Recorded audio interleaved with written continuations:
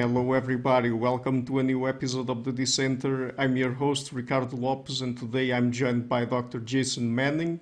He is an Associate Professor of Sociology at West Virginia University, and he is the author of Suicide, the Social Causes of Self-Destruction, which we're going to talk about today.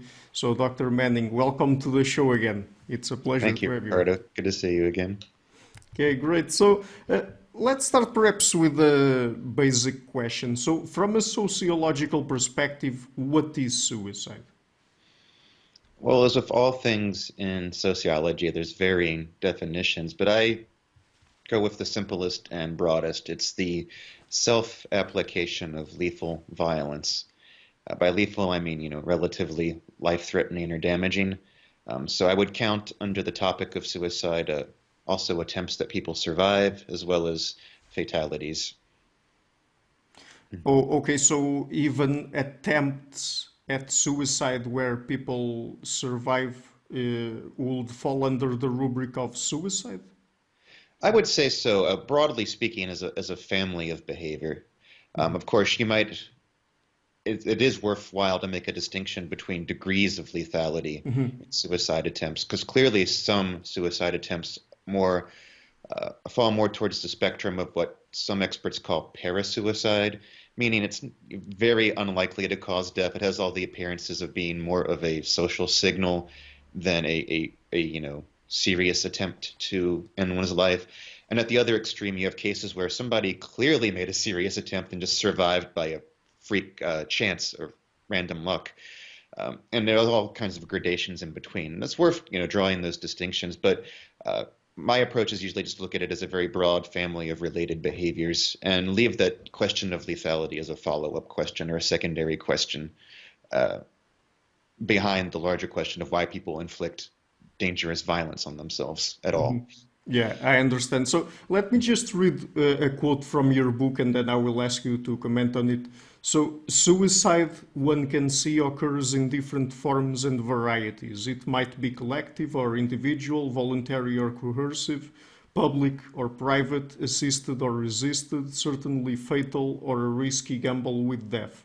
It might also arise from a variety of causes or contexts, such as depression, terminal illness, political struggle, or religious fervor.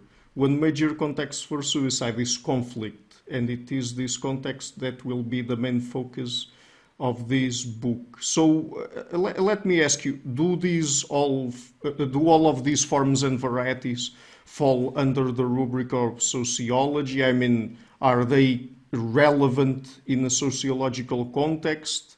And why did you decide to focus specifically on the issue of conflict?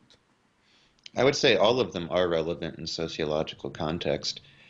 And what I was trying to clarify in that passage was something that I think is often ignored in a lot of scholarly and public discussions of the behavior, which is it's treated as just this single homogeneous thing. While I do believe it's one broad category of related behaviors that can be studied as a whole, it's also worthwhile to think about what it looks like at the ground level, at the level of the individual case. And you do see all this variation in how suicide's carried out and why it's carried out.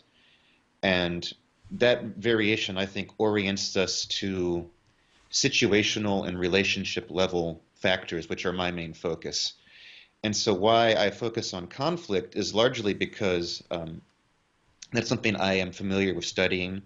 I trained under a sociologist who specialized in the study of conflict, so I already had some existing concepts and a theoretical perspective that was well suited to studying conflict. And realizing that many suicides arise out of conflict made this an important type for me to study and a type to which I could apply the tools I was familiar with. So that's why I focused on it.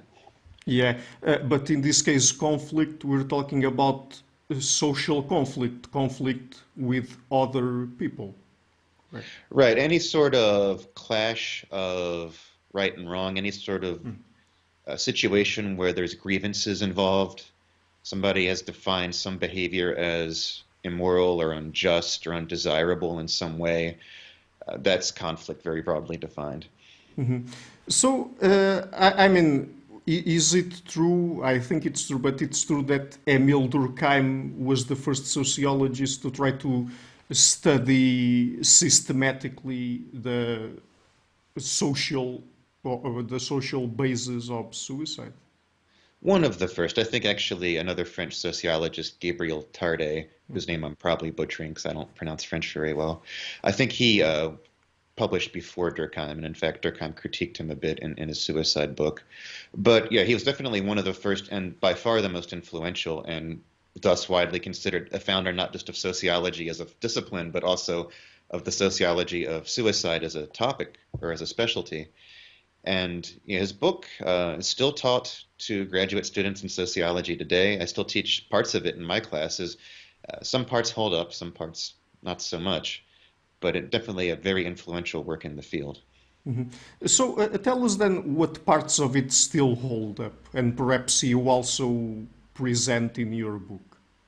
Okay. Well, Durkheim, and one of the reasons his book is foundational in sociology, he noticed that different countries have regular differences in their suicide rates. So he was looking at statistics from across Europe, and he found, for example, the Irish rate was always lower than the French rate, which was always lower than the German rate, and so on and so forth. And he found this very curious, this seemingly personal, individual decision, this internal drama of the mind, happens to play out in about the same amount from year to year, with that amount differing predictably from country to country. And he found other regularities, like different categories of people have different kinds of suicide rates. So married people, he found, have lower rates than single people or widowed people, and people with children, he found, have lower rates than the childless, and so on and so forth. And so he formulated some theory to try to explain these patterns. And his theory boils down to two main propositions. One is that suicide is a U-curvilinear function of social integration. Social integration means, well, you can quibble over what exactly it means in the original work, and people do, but the way most sociologists would parse it now is it means how much one is tied to society, the density and number of one's social contacts and relationships and involvements. And so at one extreme, you have people who are very isolated, very few involvements, few connections to institutions, few relationships. Their suicide risk is very high. At the other extreme, you have people who are completely enmeshed in a group to the point where their individuality is completely suppressed. He thought this tended to happen more in tribal and traditional settings that were highly intimate. Also, I've seen this applied to modern religious cults and similar sorts of intensive movements, and he thought suicide risk then rose as well. The first half of that relationship's been the one that's most well supported out of all his work. In the century since, again and again and again, we've found that social isolation increases the risk of suicide. Having more relationships and ties and involvements reduces the risk of suicide. And this goes to things like suicide victims tend on average to have fewer friends than like match controls from their communities. And they tend to be single, they tend to be childless, they tend to not be involved in any sort of religious congregation. Actual content of the religion seems to matter less than being involved in some sort of organized group, and so on and so forth. There's many different indicators of this, but it's been well supported, that half of that U-curvilinear theory. So the theory that suicide increases with a lack of an integration has been well supported. The other idea in his book was that people need some sort of, he called it moral regulation. He used the word anomie, which I think roughly translates as normlessness, to describe the lack of regulation. Like people have no norms, they have no sense of how to balance their desires and their means of satisfying them. They don't really know what they can expect realistically from their lives or how they're supposed to live. And so he thought that this anomie or normlessness increased during times of downward mobility, economic shock, depressions, and recessions. And sure enough, he had statistics that showing that suicide rates increased when there were economic downturns. But he had a more counterintuitive idea, which was that suicide rates also increased during boom times, economic booms. And he said it was for much the same reason, because just as being suddenly poor leaves you not knowing how to live the lifestyle you're accustomed to living or what's normal to you to live, being suddenly rich also throws one's balance out of whack, stimulates the passions to the point where people, begin thinking the sky's the limit, and they become frustrated that in reality it's not. So he thought suicide rates would spike during that condition as well. Turns out that's not really true. We have a century of research showing that, yes, in fact, economic downturns do cause spikes in the suicide rate. Unemployment, job loss, being evicted all increase suicide risk quite drastically. But boom times, really not so much. We actually have a pretty good explanation of why he thought what he thought, which was there was an error in the data. He was relying heavily on statistics from Prussia, and they changed their record-keeping system right around the same time they had a economic boom. So the apparent rise in suicides was illusory. They were just counting them better. Sure. So in the book you focus on conflict, as you said, but are there any other sort of political, economic, or social factors you haven't mentioned when talking about Durkheim that are relevant in the context of suicide? Can you specify a little? Uh, I mean, for example, you mentioned the effects of economic fluctuations, but Right. are there other identified political, social, economic factors that also play a role in suicide rates that we know of? Well, one pattern Durkheim claimed to have found, and I think some subsequent research has supported it, though I haven't studied this one as closely as I've studied others. He found that rates go down during wartime. And his explanation was appealing to that idea of integration being important. He thought wartime sort of drew the society together in partisanship, and the effect of that we're all on the same team mentality reduced the suicide rate. Um, in terms of other sort of collective things that might affect the rate, we mentioned the state of the economy and whether there's widespread downward mobility. Um, Another thing has been studied, and this was by that first French sociologist I mentioned, Tarde, was what's called social contagion, or sometimes people use the word the Werther effect, based on that old German novel about a protagonist who commits suicide at the end. And supposedly there were some people throughout Europe when that book was popular committing suicide in imitation of that character, which sparked the idea that people, being imitative creatures, if they see some high-profile instance of suicide, say a famous novel character or a celebrity who does it, or just cases that are highly publicized in the news, that can lead to people who maybe were on the border of making that decision to opt for suicide. And this is something that is, I don't think, established as firmly as it could be, but there certainly are some good studies pointing in that direction. For example, you'll see there's been several studies of how suicide rates spike following a highly reported celebrity suicide. And you'll find that in the region where there's news coverage of that celebrity suicide, rates spike up above the previous trend line. There was a study in South Korea finding a particularly strong example of this when a famous actress killed herself. Rates in the country jumped. I don't remember the exact percentage, but it was substantial. So there's some evidence of that effect of social contagion and imitation being important for suicide rates. And is it influenced by culture in any way? Are there any cultural aspects that we know of that might influence suicide? Certainly. I said, following Durkheim's argument, that the content of religion often seems less important than just the community aspect in preventing suicide, but I'm not going to say the content of beliefs is irrelevant. I would imagine a belief that this is a one-way ticket to hell has some impact, some non-zero impact, versus a belief that it's a fine and respectable thing to do, maybe even a way of preserving the family honor. And so you look at something like the traditional Japanese approach to suicide Yeah. versus the approach in Western Europe. In one culture, it's a sin and a shame. In the other culture, it's viewed more on a scale from neutral to positive, depending on the context. And not surprisingly, there's some relation to the suicide rate. There's some correlation with the suicide rate. So I think beliefs about the morality of suicide or its likely effects on the person's survivors or on themselves after death, if they believe in such things, I believe it has some non-zero impact.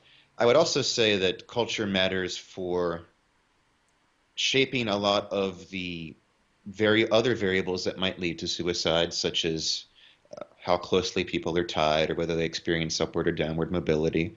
I believe culture also matters for shaping people's sensitivity to those variables. So we might find some of the same things sparking suicide everywhere on Earth, but you might find some cultures are much more sensitive to those things. So like shame might be a cause of suicide everywhere, but it seemed to be a much more powerful cause in, say, East Asia, where people, the culture is more emphasizing public face and reputation than in a more individualistic society where that's less strongly emphasized. Right. So focusing now on conflict, I mean, uh, how should we understand suicide in the context of conflict? I mean, what sort of conflicts are we talking about here? Well, just to repeat myself, in this subfield, in this branch of sociology I'm in, we define conflict broadly to mean any interaction or any case where there's a grievance that's been provoked or expressed. And so this could be incredibly mild from, giving somebody a dirty look or rolling your eyes or whatever to very severe things like including collective conflict and warfare. What I find in my work is that suicide arising from conflict tends to cluster in certain patterns. One pattern involves intimate relationships, so conflict between family members or spouses. Oftentimes you'll see, let me just give you two main patterns within that cluster. Um, you have patterns where, say, a wife is being abused by her husband, and she might turn to attempted suicide to as a sort of way of protesting this behavior or getting him to stop it, or even to completed suicide as a way of escaping the situation, but also maybe getting some posthumous vengeance. And there are some cultures on Earth where this is institutionalized. It's a recognized form of suicide. For example, one thing I mentioned in the book is some societies in New Guinea. It's just a known part of the culture that if a woman kills herself in a certain fashion, it implicates her husband. He drove her to it, and therefore he is, in local eyes, a murderer and will be punished. And of course, the women know this, and they know that if they commit suicide in this stereotyped fashion, their husband will be punished as a murderer, which might just mean being made to pay compensation, but might also mean he's killed in a vengeance killing. So it's a way to mobilize one's friends and relatives to take action when maybe before they wouldn't have taken action. They would have viewed it as just a marital spat or just a husband exercising his rights. Oh, now it's a murder. So you get things like that. You also get, for example, in rural Afghanistan, many women burn themselves in protest of their treatment in the home. Another pattern one gets among intimates is, say, there's a breakup or divorce. And oftentimes it's the male who does this when there's a breakup or divorce. He kills himself, perhaps out of grief at the end of the relationship, but also maybe with some eye on inflicting guilt or other sanctions on his estranged lover. I've seen several cases, many cases really, of men who say, like, go to their ex-girlfriend's house, knock on the door, and then shoot themselves in front of her. Just one last FU as they leave the world. So that's like the intimate pattern, or two kinds of intimate pattern. You also have a more distant pattern, and the prototypical example here would be many people in the audience have probably seen the famous photo of the Buddhist monk in Vietnam burning himself in protest, or in more recent times, Tibetans burning themselves in protest, or the case of Muhammad Bouazizi, the Tunisian street vendor whose self-burning sparked the Arab Spring. So people will commit suicide in a public and dramatic way to express grievances against the state or a corporation or some other distant and powerful adversary, often on behalf of a larger movement. And so we've seen suicide become part of the repertoire of political protest in the modern world. Does sociology have anything to say when it comes to how frequent it is that people commit suicide, not particularly for social reasons, but just out of intense pain, suffering, grief, or something like that? I mean, basically internal psychological reasons. I don't think we have any good hard numbers on it, partly because the two categories can overlap. I imagine internal suffering predisposes one to use this reaction to external problems, Yeah. and vice versa. Social factors shape one's ways of dealing with internal suffering. I do believe you're correct to identify that as a sort of pure type. But there are certainly cases I've seen in my research where the person's life was apparently going just fine by all external indicators, and they could find no identifiable reason. They just were miserable all the time. A coroner I talked with and interviewed once said those were the saddest cases to him. He called them the chemical imbalance cases. He's like, yeah, there's no dysfunction in the family, there's no job loss, there's nothing that can be cured externally. It's just she wanted to be there for her kids, but she was just so too miserable to live. So certainly that sort of pure type happens. And certainly the other pure type where the person's fine internally but reacting only to external circumstance happens. Exactly how one draws the line between them when there's various mixtures, I'm not as certain. And hard statistics on how many cases fall towards one side or the other, I'm also less certain. One thing I've tried to do in my own research that I say in the book was I just tried to get a count in one city I studied. How many suicides I would say were in some way sparked by conflict, whether they were sort of dramatic, I'm trying to get vengeance on somebody cases, or just, the relationship had some sort of breakdown and that seems to have pushed them over the edge. And I'd say about a third in the city I studied, maybe about a quarter, had that character, that there was some interpersonal problem broadly defined that was cited by people interviewed by the coroners or by the suicide person themselves in a note as a reason for the suicide. Others were things like just ill health, which is way more common than people might think. A lot of the public discourse on suicide focuses on, say, youth suicide. And there's, arguably a reason for that. It could be especially tragic when a young person does it. They have their whole life ahead of them. But that leads people to forget that suicide rates in most societies increase linearly with age. And one reason for that is ailments increase linearly with age. Cancer and all kinds of handicaps and so forth increase. And that certainly leads to a lot of suicide amongst older people. So physical pain, mental pain, they definitely cause suicide and can do so to some degree independently of any sort of social dynamics, but also social dynamics can shape how people deal with those things. Does that make sense? Yeah, it makes sense. I mean, I asked you that also because I was thinking perhaps because nowadays when people talk about suicide, they mention mental illness a lot and say that suicide is the result of mental illness, like, for example, major depression or something Yeah. like that. So, and I was just wondering to what extent sociology would have anything to say about that, not only perhaps a saying on if suicide is really the result of some internal struggle or something like that, and if so, perhaps have any saying in terms of to what extent that internal struggle and mental illness would be the result of social factors. Right.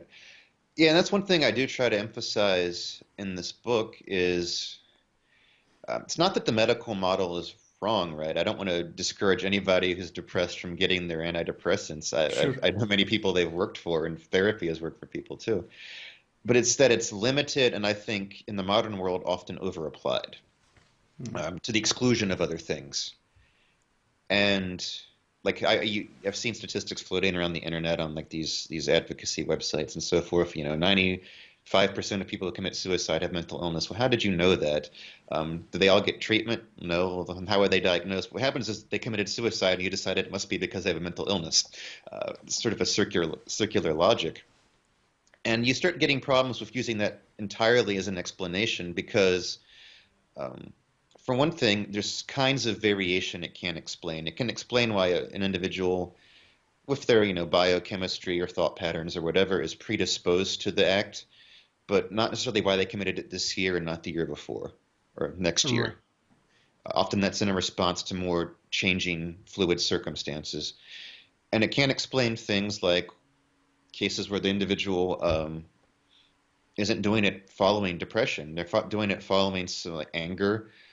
In a lot of cultures, depression is not the normal syndrome that precedes suicide. It's seen as an angry act, a hot-blooded act, an impulsive act. There's none of this sort of withdrawal and lethargy and persistent sadness that we associate with depression in the modern medical concept of it. There's also the problem of people, and this is like a general thing, right? What's the term? Conceptual inflation, concept creep. Every unpleasant thing becomes trauma, Yeah. and every type of sadness becomes depression. Depression, in its narrower clinical definition, is a very unusual mental state of extreme, sadness and lack of energy that has no apparent external cause, nothing that would, normally lead to that sort of outcome, versus being sad because your wife died. That's like a normal human reaction, or being upset because you lost a job or your side in the war was defeated.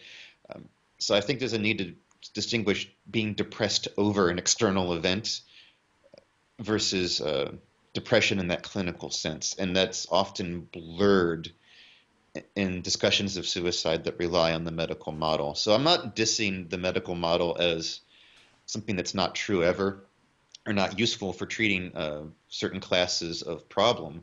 I just think it's often over applied and often leads us to, here again, gloss over all this variation in suicide. It's not just one homogeneous pattern. It's sometimes a pattern, it's sometimes an act that's committed in anger or in public as a matter of protest, or in a relationship as not so much a definite escape, but more a gamble with death, hoping to change the relationship in some way. These things often get ignored. Is there anything about our modern industrialized societies, I mean, in comparison to perhaps more traditional societies, I mean, some, for example, social factors that would predispose people toward higher rates of suicide? Well, the classic one here again is the social integration argument. Compared to much of human history, where we tended to live in smaller groups and bands and villages and so forth, the modern urban setting is for most people a much more atomized setting. And there's exceptions and pockets of intense solidarity and so Mhm. forth. But generally speaking, people in the industrial world move around and deal with strangers and have much less stable and close ties, than people earlier phases of history. So one might expect that to predispose the modern world to higher rates of suicide. Now, it's not always the case. You can find in the ethnographic record, tribal and traditional and village societies with astoundingly high rates of suicide. Um, and it's not clear if we can establish just a overall, level of suicide being higher or lower between traditional settings and modern settings. That's not clear to me at all. I think it varies a lot from culture to culture, is why, partly. But there are factors in the modern world that theorists like Durkheim would point to as making suicide more of a problem as things grow more atomized. And that's one suggestion people have had for why, at least in modern America in the past 10 years, the rate has been going up. Yeah, so that rate has been going up, but is it in particular countries, and what would be the causes then? Well, it's always hard, and in my own work, I rarely get into the macro scale patterns because in my opinion, to really understand them, you have to trace them back down to the individual cases. And a lot of sociology ignores that. You analyze the rates and you try to infer what's going on in the individual cases from that. Mhm. Uh, I think it's useful to actually read the individual cases and try to then generalize to what's going on with the macro level rates. But the factors people commonly point to are things like economic decline, which we know has a correlation with suicide, and we also have a pretty good idea how that works at the micro level. People get really upset when they're thrown out of work, when they lose social status of any kind, including wealth or the respect that comes from being an earner, things like that. That one we have a pretty clear handle on. And for a big segment of I'm more familiar with America here, but maybe this is true throughout a lot of other modern countries. A big segment of the population never really got over the global recession Mhm. of 2007 and 8. A lot of the working class in various places never fully recovered from that and never got back a lot of the stability. That's one prime suspect for rising rates. Also for related problems like in the US, like rising rates of opiate overdose, which may fall in a gray area in some cases between suicide and accident. Another one, of course, is declining communities and the breakdown of intimacy and institutions. Social capital has been declining for some time, and you've probably heard of the book Bowling Alone by Robert Putnam. Have you ever Mhm. heard of that one? Yeah, Yeah, yeah, I've heard of it. Yeah. yeah, it's a common one referred to in this argument, and for a good reason. Um, he's tracing the decline of all these voluntary associations and bowling leagues and men's fraternal organizations and PTA, parent-teacher associations, all these things that people used to do uh, in organized local groups that just don't happen as much anymore. So these sources of integration are going away. And so that's another prime suspect for rising rates. And a third one would be like family stability, which I think the last I heard, like divorce rates have been level for some time, maybe even declining in the States. I can't speak for anywhere else. But a certain pattern of suicide increases when divorce increases because that raises the risk of suicide greatly for those who did not want to get out of the relationship. Maybe for those who did, it lowers the risk. There's a pattern of suicide where an abused woman can't leave a relationship, and so her risk is increased. But generally speaking, divorced people have a much higher risk.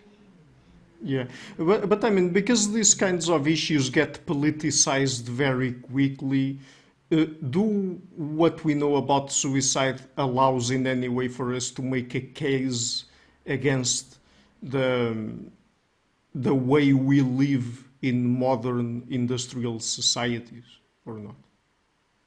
I mean, you can make a case, sure. You can make a case based on all kinds of things, depending what your concerns and preferences are. And as for things getting politicized, yeah, that's that makes it hard to talk about anything these days. People dig in on one side or the other. But yeah, I know. I mean, that's been a critique of modernity since like the 19th century, at least. That this alienating, even Marx, who thought it would eventually turn out into a utopian ideal down the road, talked about, capitalism mercilessly just tearing asunder the social fabric and all that is solid melts into the air and things like that. A lot of the early social theorists noticed and were concerned with these trends that are still ongoing. So you could have a critique of modernity or specific aspects of modernity uh, that includes suicide rates as one of the problems. But here again, it's not just the modern conditions that can lead to high suicide rates. You can also get some particular conditions, such as high levels of conflict among people who are stuck together, that also lead high suicide rates, despite there being strong social cohesion in a certain sense. Yeah, and since earlier you mentioned economic factors, does economic inequality play any role here? Economic inequality at the macro level is not something I focus on, though I could see one concocting a sort of classic strain explanation of this that people see a class above them and want to have that but can't have it, and that increases their likelihood. But I focus more on inequality at the level of the relationship. So in the conflict, you have the aggrieved party and the person or group they perceive as the offender. What's the level of inequality there? And it could be economic inequality, but also inequality in hierarchy or power, or ability to use force. Uh, Often the kind of inequality you find in like a patriarchal marriage, the guy can beat up his wife, but she can't retaliate. Or other forms of inequality like organizations more powerful than individuals. Parents tend to have authority over children. And wherever you see that sort of stratification in a conflict, that's when suicide becomes more likely, and specifically more likely on the part of the subordinate party, the inferior party. It's a weapon of the weak, a weapon of upward social control, a way to protest or punish those who have some power or stature and are thus less vulnerable to other means of conflict management, which is why we see it, used in protests against the state or against corporations, or by wives in patriarchal marriages, or by children in authoritative families. That's where inequality is relevant in my work.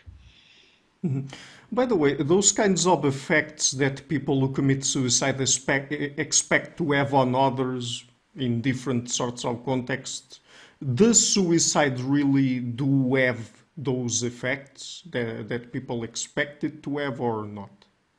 Sometimes yes, sometimes no. And in some societies or cultures, it's more reliable than in others.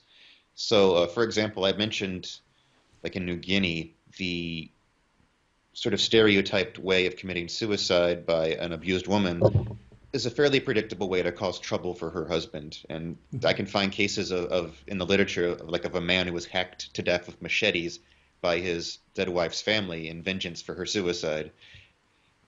In other societies, you have the belief that suicide will inflict some sort of supernatural curse Yeah. or pollution on another person, which there, the effect is it's like a placebo effect or something like that, I suppose, or a social equivalent. People fear it because they believe it, and so it has the impact as a threat or as at least a psychological sanction, maybe even a social sanction. People avoid that person because they think they're cursed. And sometimes people succeed in inflicting guilt on those left behind. And I always want to throw in the caveat because I know people who've lost loved ones to suicide, and you might get upset thinking about this because it tends to result in guilt anyway. It's an unusual form of death in that it seems to inflict a lot of guilt on the victim's close relatives. What could I have done? Why didn't I notice? Could I have talked him out of it? That sort of thing. Most victims, of course, do not mean to inflict this. Some clearly do, and they go to great lengths to blame a person and try to maximize their suffering, leave them notes saying, "You drove me to this. I hope you think of my face every time you see blood," or whatever. So you get that. And in the American cases I've looked at, it's often less effective than they think. Partly because, it's hard for me to tell. I haven't actually interviewed the people who are the targets of these accusations, but some circumstantial evidence in the records indicates it's not super effective, partly because a lot of the people who try this are not the nicest people to begin with, like abusive husbands and so forth, and their exes probably don't feel too much guilt for getting away from them. There was one case of a man who shot himself in front of his ex-girlfriend at her wedding rehearsal. She had, moved on and found a new relationship, and I think that's what triggered it, was this realization she's marrying someone else. It's really over. There's no chance of getting back with her. And so he shot himself at her wedding rehearsal and said, "I'm dying, and it's your fault because you don't love me." And she says, "You put me through hell. I'm glad you're dying." So it's not necessarily an effective thing to do at the individual level. Would be my advice to anybody who's mean enough to consider inflicting guilt on someone. At the political level, like protest suicides, again, somewhat variable. The Buddhist monk Thich Quang Duc, who committed suicide in Vietnam in 1963 to protest the government's suppression of Buddhism, depending what accounts you read, that had some effect on U.S. government policy. Like apparently John F. Kennedy was reading the paper that morning and saw the photo of the burning monk and exclaimed, Jesus Christ or something like that. And the U.S. government soured on that regime a little bit after that.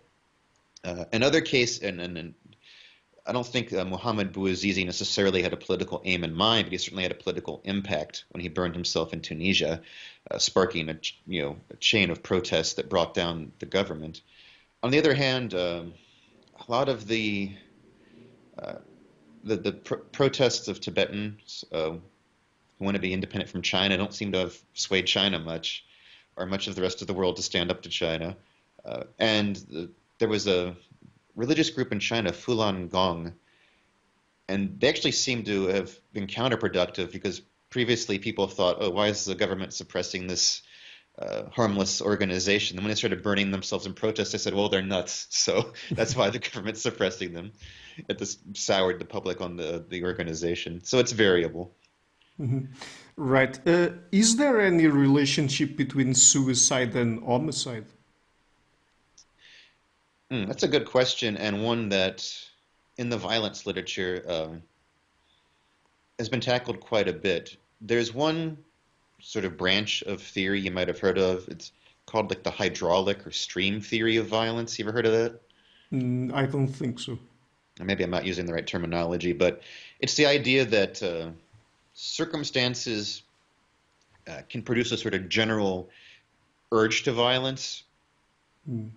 like just frustration and aggression, are just generated as a force, and then external conditions shape what direction that force goes in.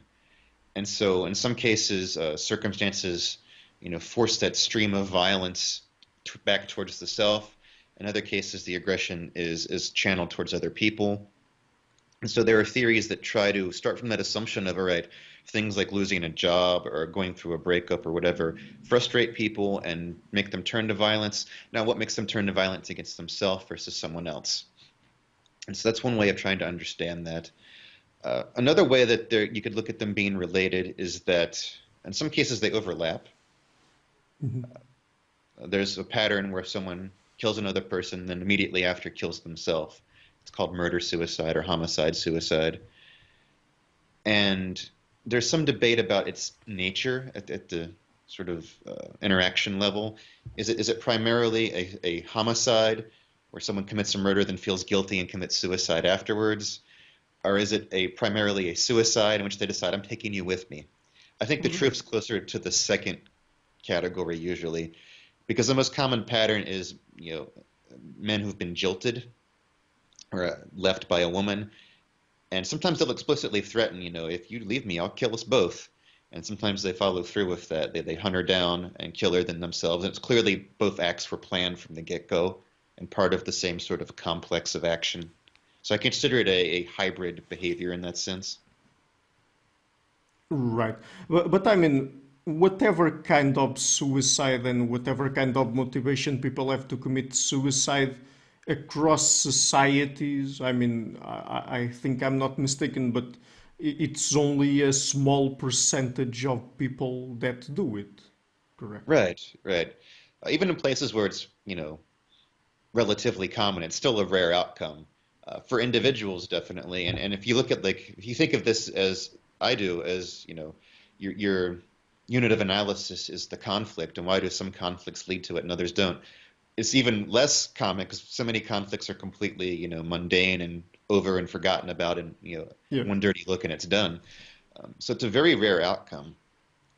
And this leads to a problem with any theory of it. It's hard to predict rare outcomes. You always wind up over predicting them. Any theory of homicide or of suicide or of terrorist actions, uh, you find the things that make it more likely far more than you find the actual behavior itself. Hmm. So it seems like I don't know philosophically how to address that general problem, but any rare outcome you seem to overpredict. Yes, but I mean, what do sociologists have to say about that? I mean, that kind of phenomenon, how do you comment on it? The phenomenon of suicide being rare? I mean, yeah, no, the fact that what you just said, that perhaps the causes associated with suicide, I mean, go increase, for example, but it's still a rare phenomenon. Well, like I said, I'm not sure there is a handle on that as a general phenomenon because I haven't seen very many people talk about it. But it's just a matter of maybe it's I want to use this phrase, it's cliched, but you ever heard that phrase, the perfect storm? Like the idea that the variables have to line up just right. So you can have something that triples the risk of suicide, but if your baseline risk is like, near zero, tripling the risk still means very few people who experience that variable will commit suicide. So what other variables might have been involved? Maybe their brain chemistry had to be just so to be susceptible to that external risk. Maybe all these other factors in their life had to be just so to point them in that direction. Maybe a lot of biological, psychological, social things have to line up right for it to actually happen. Also, maybe other factors like, opportunity structures. Do they have a weapon available? Rescue. Is there anyone around who might rescue them? And this doesn't wind up in the suicide statistics. Now it winds up in the attempted statistics. That would be my instinct when looking for why these outcomes are so rare relative to risk factors. Even if the risk factors are very dramatic risk factors, the outcome is still going to be rare. Right. So, is suicide rational? I mean, is that a question that sociology deals with?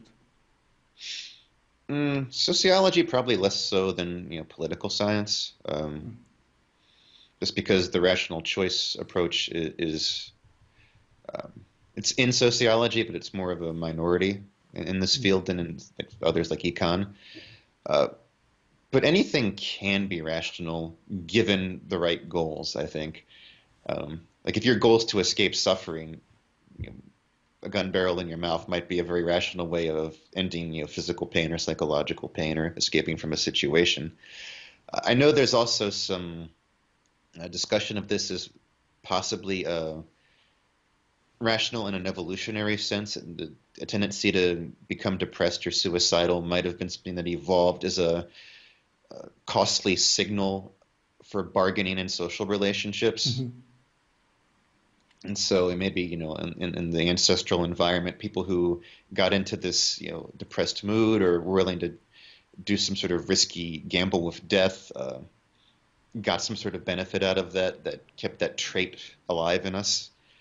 So I've seen that approach to it. I've also seen in political science, looking at suicide, terrorism specifically. I think we talked about this in our last discussion as a rational strategy for fighting. So you're making a calculated choice to sacrifice the self to achieve some objective. And you could say the same thing for pure protest suicide. Maybe the person burning himself in protest is actually choosing a very effective means of advancing the movement. And the other members of the movement might also be rational in encouraging this to happen, which sometimes is the case. It's not a collective behavior as such, but it's something that happens often with the countenance of the group. Okay, well, he's a hero for doing that. Let's go let him do it. Yeah. So, just one last topic. Does sociology, does sociology tell us about any way of preventing suicide? I would say so. And as with anything in sociology, there's limits to the precision of our ideas and thus how effective they'll be. But when we look at some of these external things, these social interaction things or kinds of social mobility or whatever that affect suicide, you start having additional ideas for prevention beyond getting people their antidepressants. For example, there was one Japanese prefecture that had a high suicide rate, and they surmised that it was partly because of economic stress. And they started giving what they called hope loans or something like that, like financial assistance to people as a means of suicide prevention. And the idea was if people could get this financial assistance, they would not feel ruined or not feel like they were a burden on their families. And once they started giving this form of assistance, the suicide rate went down, which is at least circumstantial evidence that it worked as an intervention. And it could be that those sorts of social welfare policies work to temper the effects of downward mobility on suicide. Maybe not erase them, because there are other things you lose when you lose the ability to independently make a living, respect and prestige and stuff like that, but temper the effect. You could also look at things like helping people manage relationships. If conflict in relationships is a major problem, is finding some sort of intervention to resolve that conflict going to lower the suicide risk? And exactly what resolve means might differ depending on the nature of the case. If it's, the pattern of the abused spouse killing herself because she can't escape her abuser, letting her get away, giving her a shelter or some other assistance is the help. If it's the case of a couple, divorcing and one spouse killing themselves because they're now lonely, if it wasn't like an abusive relationship or something like that, can you make them, resolve more amicably and stay together? That might help prevent suicide. So focusing on these factors gives us another tool, I think, in searching for ways to prevent suicide. It's not just about call the psychiatrist necessarily, though that can help, but it's also about managing things like the downward mobility people experience, or their ability to get away from abuse, or their ability to work out problems in a relationship in a more harmonious way, that sort of thing. And do you think that perhaps the best ways of putting this knowledge coming from sociology into practice would be to try to, for example, using political institutions to change the conditions people live in? Or do you think that people, by knowing these things directly, can perhaps work with their social relationships and other aspects of their lives to try to prevent suicide for themselves and other people? Maybe both. Probably the effectiveness of either would vary depending on the specific intervention or problem, and also depending on what your institutions are like locally at this given time. Right. I don't want to get into politics here, but I have more confidence in some than others. And so, yeah, I think interventions can operate at different scales. And some things are probably more suited to state level control, others probably to local volunteer efforts. I was reading about one strategy of suicide prevention. It's called just befriending people. And the idea is that's literally it. You start hanging out with them and listening to them. It's like a therapist, but you're not a trained therapist. You're not assuming the role of a superior who has advice or whatever. You're just literally befriending a person to give them that social contact.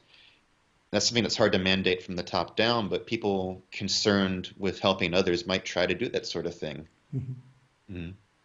And does it work? I don't have any hard evidence on it right now. Theoretically, it should, but I'm a professor. What do I know about practical anything? Okay, fair enough. So the book is again Suicide, the Social Causes of Self-Destruction. Where can people find your work on the internet? I have a website. Address is sociologywv.com. It's the initials of my state, West Virginia. I'm also on Twitter of the same handle, sociologywv. My book is available on Amazon and various other booksellers. Okay, great. So I will be leaving links to all of that in the description box of the interview. And Dr. Manning, thank you so much for your time. It's been a real pleasure to talk to you. All right, thank you. Hi guys, thank you for watching this interview until the end. If you like what I'm doing, please consider supporting the channel. It's thanks to people like you that it keeps running, so I will leave links in the description box for PayPal and Patreon. Any amount, even just $1 per month, would already be a great help. Otherwise, and if you like what I'm doing, please share the interview, leave a like, and hit the subscription button. This show is brought to you by Enlights Learning and Development Done Differently. Check their website at enlights.com.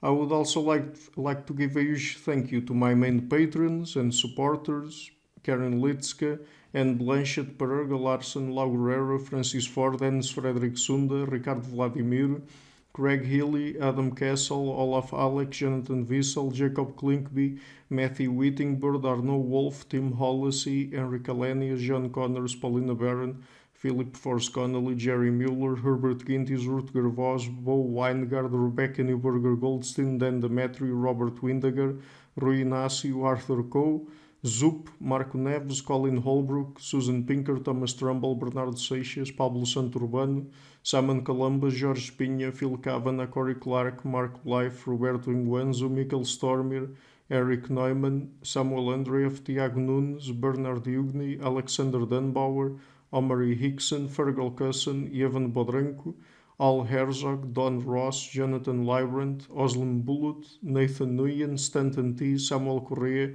Eric Hines, Mark Smith, J.W., João Eira, Tom Hummel, David Sloan Wilson, Yacila Dez Araújo, Eden Solon, Romain Roach, Dmitry Grigoriev, Diego Londonho Correa, Tom Roth, Yannick Punter, Adana Rusmani, Charlotte Bliss, Nicole Barbaro, Adam Hunt, Pavel Ostaszewski, Nelek Bach, Catherine and Patrick Tobin, Al Ortiz, Guy Madison, Gary G. Ellman, João Linhares, Lida Cosmides, Saima Afzal, Adrian Yegi, Nick Golden, Paulo Tolentino, João Barbosa, Jules Price, Edward Hall. My producers, Isar Webb, Jim Frank, Lucas Tafinia, Kian Gilligan, Luís Caetano, Tom Vanagdam, Curtis Dixon, João Linhares, Benedict Mueller, Vega Guidi, Sardas France, Nirban Balachandran, and my executive producers, Michel Rugieski, Rosie, James Pratt, Matthew Lavender, and Sergio Quadriano. Thank you for all.